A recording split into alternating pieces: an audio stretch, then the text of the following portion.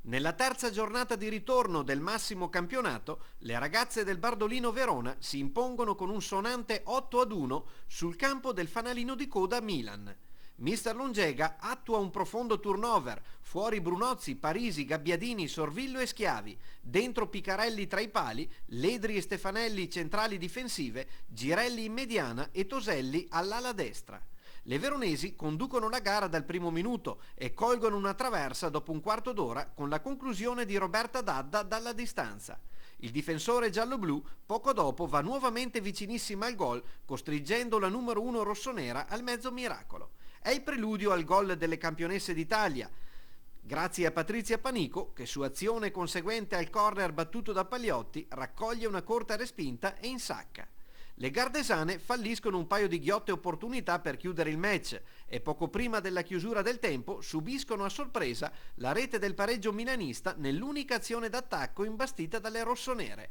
Adegoche si fa ribattere la prima conclusione da Picarelli, ma riconquista la sfera e quasi dalla linea di fondo insacca sull'uscita della numero 1 Scaligera, eludendo il disperato tentativo di salvataggio da parte di Ledri.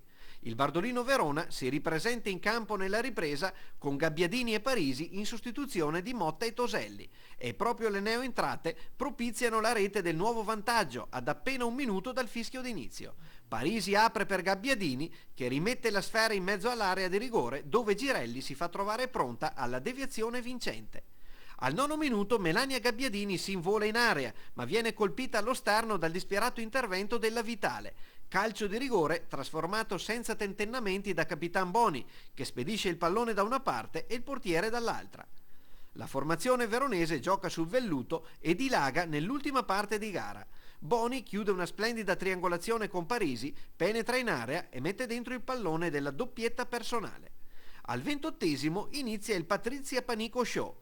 L'attaccante della nazionale sigla 3 reti in 10 minuti. Splendida la sua conclusione dal vertice destro dell'area di rigore milanista per il quinto gol veronese. Subito dopo la numero 9 riceve da Gabbiadini, doma la sfera e trafigge l'incolpevole Pignagnoli con una palla bassa. Ancora Bomber Panico riceve l'ennesimo cross di Gabbiadini e da distanza ravvicinata di prima intenzione gira in rete il gol della quaterna personale, raggiungendo la vetta della classifica cannonieri. La ciliegina finale è opera di Melania Gabbiadini, che di testa trafigge il portiere milanista con una palombella, fissando il risultato finale sull'1-8.